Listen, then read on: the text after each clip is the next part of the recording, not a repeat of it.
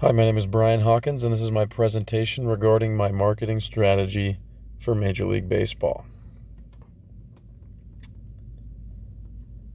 Our goal in this presentation is to grow the organization of Major League Baseball both commercially and culturally, and our primary target market that we have identified as most important to grow is the young demographic of under 30 fans and under 20 fans. Another goal of fan diversity in general goes hand in hand with this. And luckily, one of these goes well with the other because 60% of all minorities in the United States are in the generations of Gen Z and millennial or younger. Our planned success will be measured with ticket sales, viewership numbers, and MLB.TV subscription and viewership numbers specifically. Those are the financial measurements and the end-all be-all, and other factors that we can use to measure success along the way are social media engagement and growth in targeted demographics, which will prove to further MLB's growth down the line. So for section 1 in our marketing strategy, intro and situational analysis, MLB is the second wealthiest sports league in the world currently, behind the NFL and ahead of the MBA coming in third. Its main revenue comes from lucrative distribution deals with sports media networks such as ESPN, NBC, Apple, Bally Sports. Those are where it gets a large portion of its money. Ticket sales also are a large portion, and then MLB.TV subscriptions come in as an important factor as well. The product offered by MLB Baseball, while there is some variance, like we've just covered, at its core, baseball is its sole draw. Everything that MLB does is derived from its on-field product provided by the players and facilitated by the MLB. As of 2022, this on-field product has had a drop in attendance every single year since 2011, ignoring the COVID years, which had very little attendance because of limitations.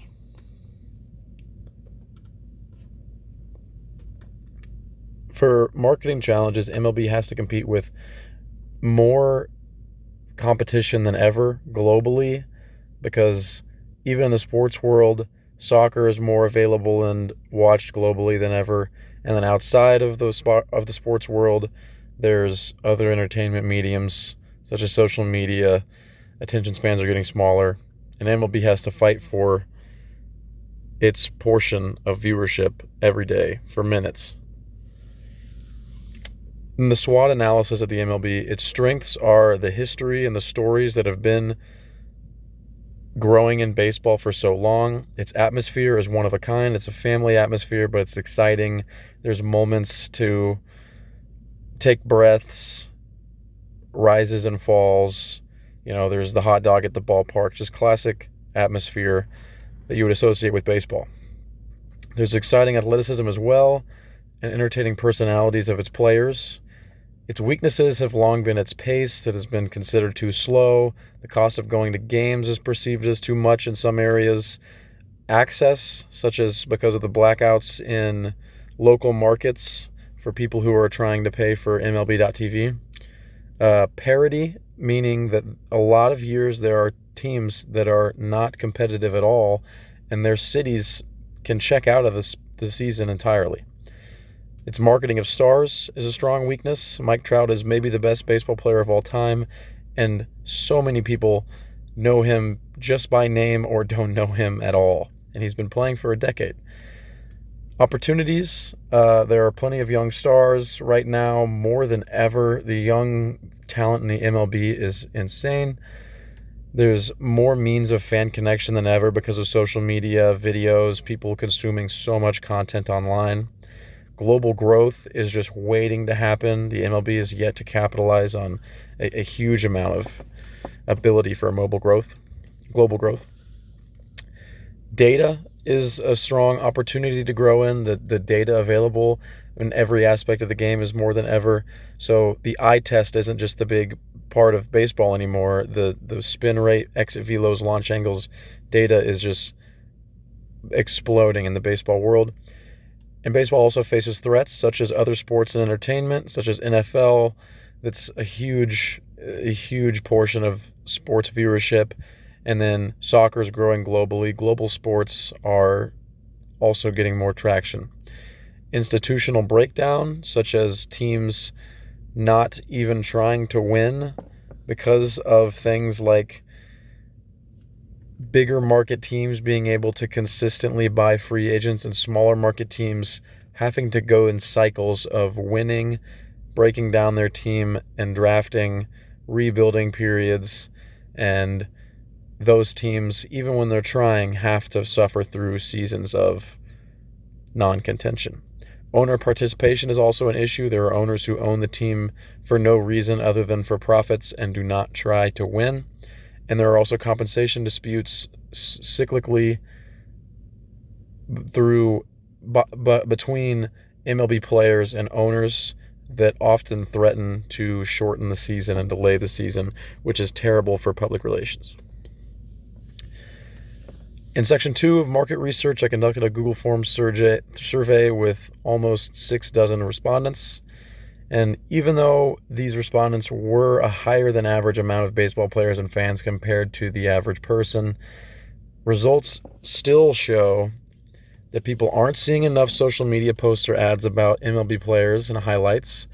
The NFL and the NBA are vastly considered as more influential to the under 30 demographic, not even close. And the same goes for cultural relevance. NFL and NBA athletes are also perceived as more interesting, not just more athletic, that wasn't asked, but more interesting in general, which is a social media, a public relations problem, not an actual fact. Here is the respondents for which of these sports do you think has more of a finger on the pulse of culture, especially under 30, and you can see that NFL is by far number 1, and NBA is by far number 2. MLB baseball comes in basically as the only other recipient as number 3 with a very small portion. Market research continued. The pitch clock is either favored in this poll, or at worst, not even heard of, which is the most unacceptable answer. Not favored is you're going to get people who just resist change, but people have to have heard of this. If people don't know about the pitch clock by now, that is a failure by the MLB's part in marketing and in conveying what's going on in their sport to the average person, especially when pace of play has been such a problem in the public eye for baseball. Twitter, Instagram, and TikTok are by far the most common sites for sports news and highlights, according to this poll, and 84% of respondents' favorite team was out of playoff contention. This also is skewed by the fact that I'm from the Missouri-Kansas border area, so a lot of fans are Royals fans, but that is an unacceptable answer, and it is a big reason why every year there are a portion of teams whose fan bases don't go to games and don't watch games because their teams are terrible. This is the response to the pitch clock.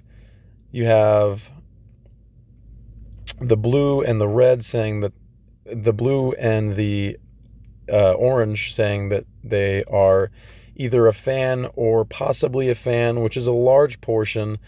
There's only a small portion who don't like it, only 13%. And then the worst answer, 20% of people are unaware completely of the pitch clock, even though this made national news. For our target market in Section 3, we identified that young fans are the most necessary for MLB to acquire. This is also a problem in the public eye of it being the classic, old, historical, out-of-touch sport. MLB has the oldest demographic of sports fans, 47 to 57 years old on average, which is it's too high. Diversity is necessary as well to grow. MLB's fan base is 60% white, which should be changed, and improving these numbers allow for better market penetration in more markets, more demographics, and the young demographic will allow for more long-term profits and long-term relationships established with MLB and baseball and its fans, which will grow and cycle for generations to come as it has before. So our strategy to address these issues are to make a bigger push to convey MLB's newer and faster pace of play, and for MLB to be more present on social media, and to better portray MLB stars' personalities and athleticism. We saw in our poll results that MLB was not considered to have the most interesting athletes, which in general, when you have a sample size of that many athletes, the public's perception of the personality in each of them is a marketing problem, not a problem with the actual personality of the athletes. So to address this, social media and constant updates involving personifying these athletes more should be focused on.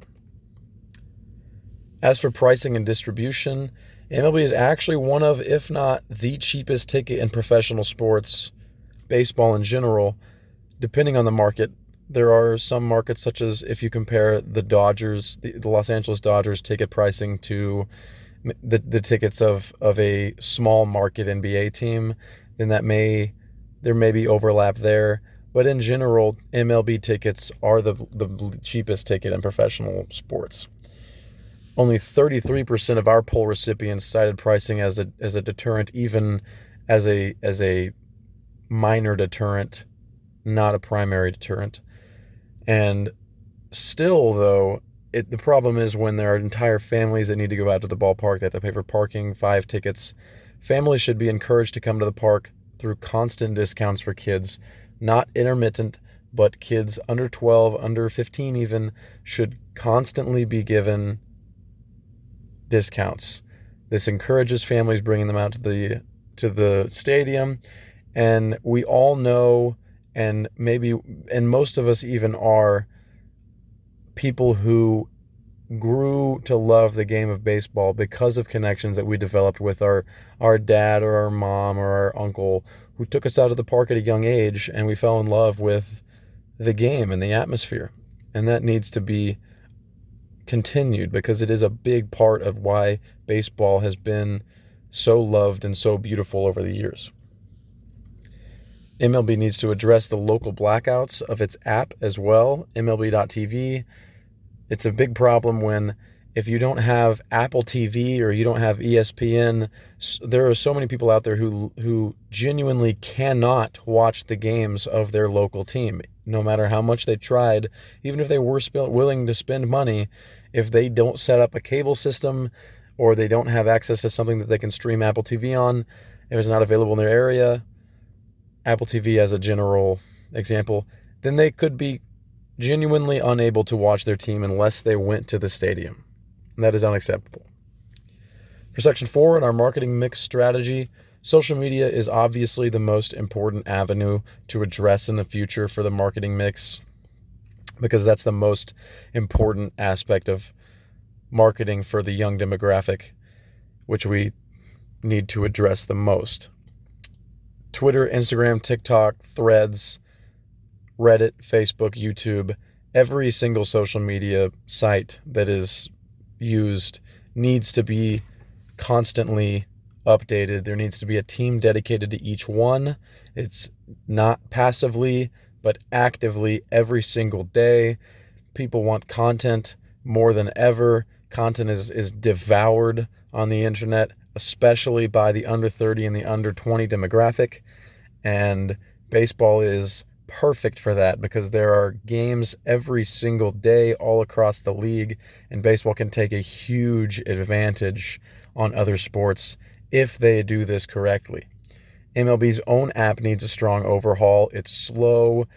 When you get notifications for highlights and you click them, it'll open the app and it'll just go to the app's home screen. The notification disappears and you can't find the highlight that was originally popping up on your computer or your phone.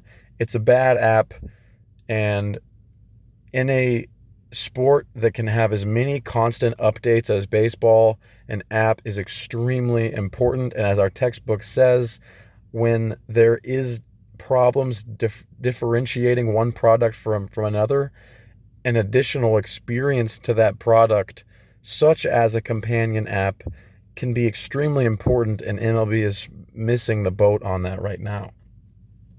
Traditional forms of media should still be addressed, however, such as TV, radio, papers, billboards, and streaming along with TV, because it's still important to remember the core fan base at the current time, such as the median of 47 to 57 in different estimates, and we keep those fans happy, as well as if you keep the older generations interested in baseball, then there is still the higher chance of them bringing out their kids, as we said, to the park, and their kids subsequently falling in love with the game. And then billboards can add exciting, kind of actually wave-making additions into MLB marketing, such as this one, Angel Action, and they can be city-themed, and it kind of adds a real-world aspect to the marketing as well. Other aspects of the marketing mix along a 6-month timeline, we have the launch of a new MLB app that will kick off this timeline, discounts on the MLB.TV subscription, consistent prizes and drawings through things such as the Beat the Streak app, which would be moved into the MLB app instead of a separate app. Staggered releases of mini documentaries that would highlight moments, storylines, and stars, as well as creative city-inspired billboards. In Section 6, we have our sales forecast, which would have its major elements measured in tickets, views, and subscriptions, as we kind of mentioned earlier. And our goal is, in the 7 months since MLB's marketing changes, tickets, views, and subscriptions have rose by an average of 8%. And that includes the momentum of headlines that were brought up after rule changes such as the pitch clock, the enlarging of the bases, things like that. So MLB had controversy on its side. It had the nation talking about it. And we think that we can match these numbers in a 6-month time span, even without this controversy. Going global, MLB is in a perfect scenario for global expansion. It's a much more popular sport per capita in multiple other countries, and the U.S. is only 5th place globally in percent of its citizens interested in baseball. Baseball is much more popular in Japan than it is in the United States, but MLB is doing very little to capitalize on this, and it's using such a small portion of the world in its profit driving. When teams like the Toronto Blue Jays prove that expansion is possible and it can go very well, Toronto Blue Jays is in the top 10 of attendance, and teams flock to the team. This is in Canada. And we can see that MLB doesn't have to be a United States-centric league. Attempts to expand the MLB across borders have waned severely in the last decade. There have been around 45 MLB baseball games played outside of the U.S. and Canada, and there have been only 4 in the last 10 years. So this is an effort that was started and then kind of abandoned to a point. When Mexico has a very strong baseball following, there were 2 games in Mexico City this season. Of course, they sold out. Games should be played overseas more often. A team should be added in Mexico soon, which has been talked about by the commissioner, but it's been kind of slowly mentioned by him over the course of the 7 years since he was inducted, and nothing has been actually done to do anything about it.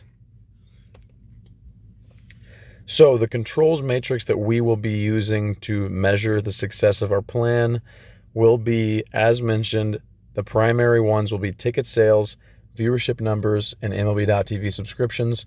Those are the money makers. Those are the end goals. But the secondary measures that we can use to measure the success of our plan along the way is the under 30 demographic growing and social media interactions growing. We can also use social media analytics through social media analytics companies or programs or teams that will measure the public's reaction to every different aspect of the 6-month plan that we release as we release them. As we release the mini docs, we can see the public's reaction to that, how many people like it, what they like about it and what they don't, rule changes. Social media analytics could be extremely beneficial to implement in the releasing of our plan here and in the MLB's marketing in general. So that is the MLB marketing plan that I have put forth, and these are the references. Thank you.